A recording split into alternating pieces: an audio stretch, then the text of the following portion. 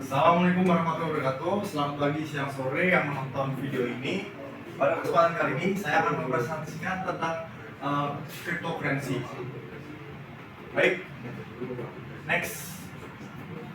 Pembahasan pada materi saya ini ada 4 pembahasan. Yang pertama ada definisi cryptocurrency, lalu sejarah perkembangan cryptocurrency, lalu ada Bitcoin halving, lalu ada konsep dasar ada Bitcoin halving. Pembahasan pertama yaitu ada definisi cryptocurrency itu sendiri.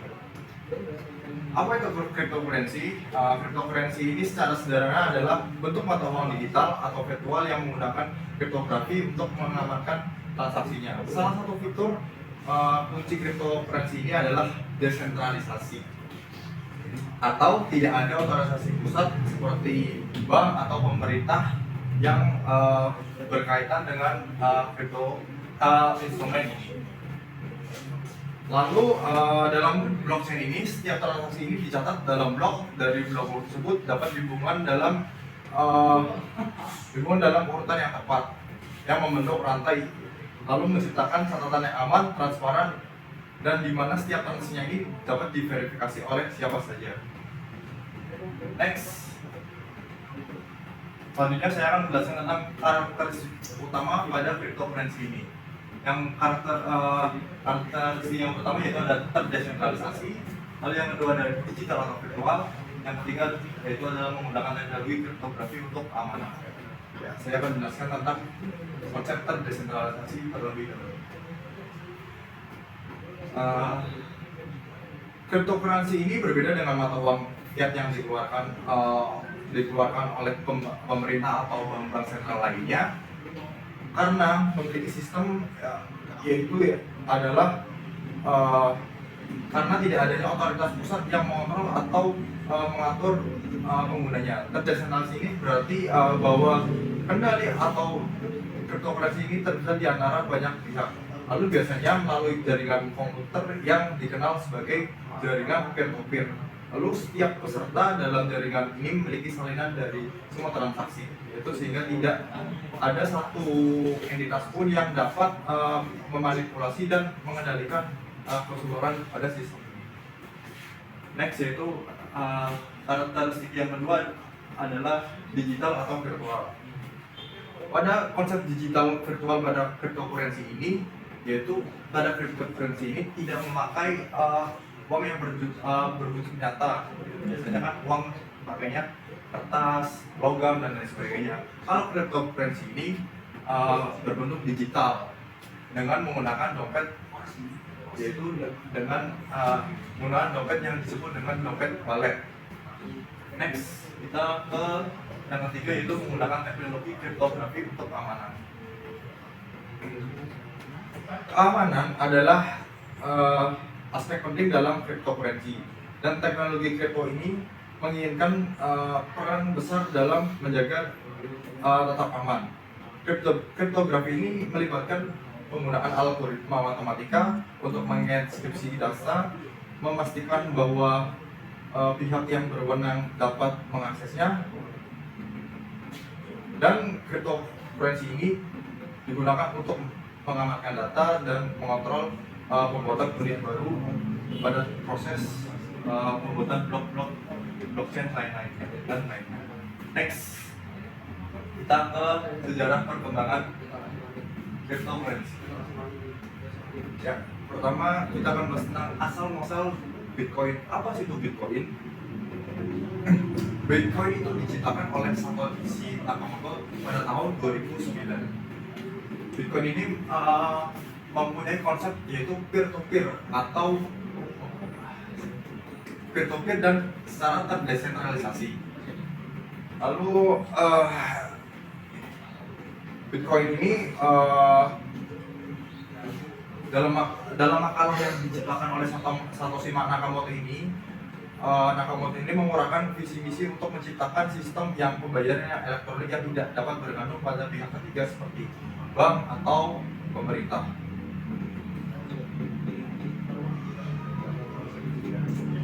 Ya, lalu saya akan bahas tentang peluncuran Bitcoin sendiri. Peluncuran Bitcoin sendiri itu diluncurkan pada tahun 3 Januari tahun 2009. dengan blok pertama yang dikenal sebagai Genesis block atau blok asal. Ini memadai awal dari Bitcoin, blockchain, Bitcoin, buku besar digital yang mencatat semua transaksi Bitcoin.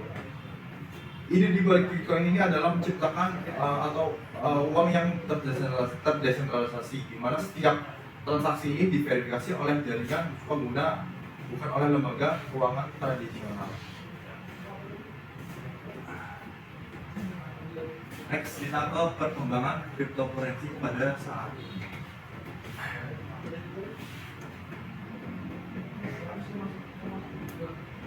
Ya, pada perkembangan cryptocurrency saat ini, ekosistem cryptocurrency ini telah berkembang pesat dengan berbagai jenis koin dan token. Selain Bitcoin yang tetap menjadi mata uang digital paling populer, dan ada ratusan altcoin dengan tujuan dan kegunaan yang berbeda-beda, seperti Ethereum yang berfungsi sebagai pengguna layer 1 gitu, sebagai penyedia layanan pada altcoin yang lainnya, lalu XRP untuk alat tukar rupiah secara digital dan altcoin lainnya.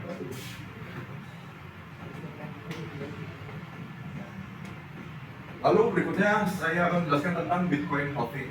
Bitcoin halving ini adalah momen dalam jaringan Bitcoin ini di mana hadiah yang diterima oleh para pendambang itu dipotong setiap 4 tahun sekali.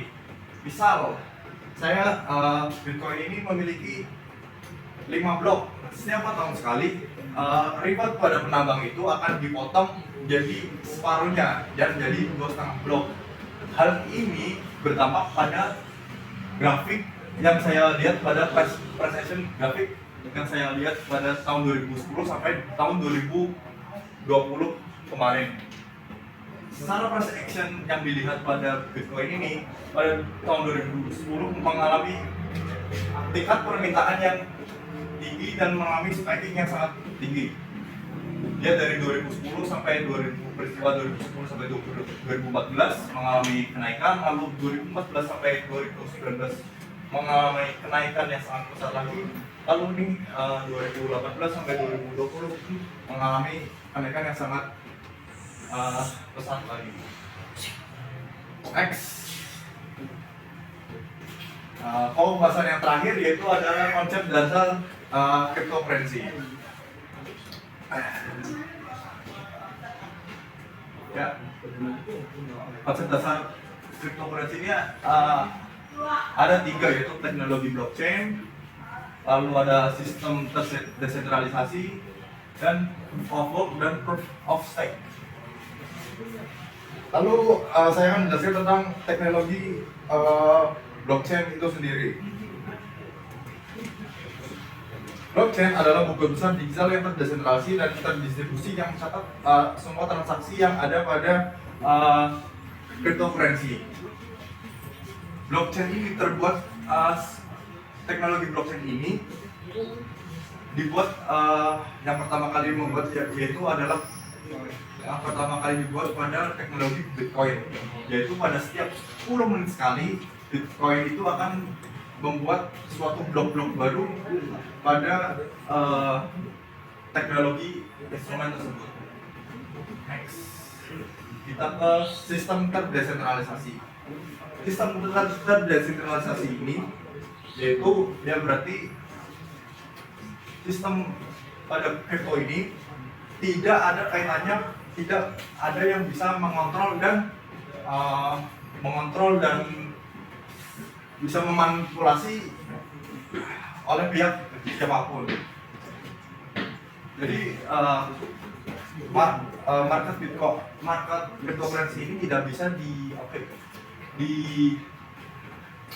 dimanipulasi oleh institusi bank dan digital currency lainnya. Lalu yang terakhir yaitu adalah proof of work dan proof of stake.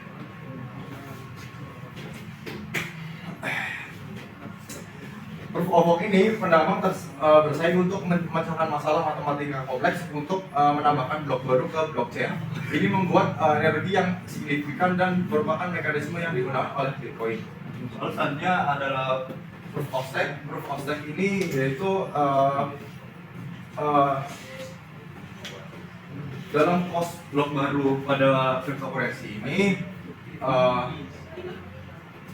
blok baru ini dibuat berdasarkan jumlah dan durasi pemilikan cryptocurrency oleh pengguna. Mekanisme ini lebih efisien dari proof of work itu sendiri karena lebih. Lalu proof of stake itu sendiri dibuat di jaringan altcoin yaitu Ethereum, Solana dan lain sebagainya. Mungkin itu saja presentasi dari saya. Kurang lebihnya minta maaf, kalau tidak jelas minta maaf karena saya baru belajar, dan terima kasih.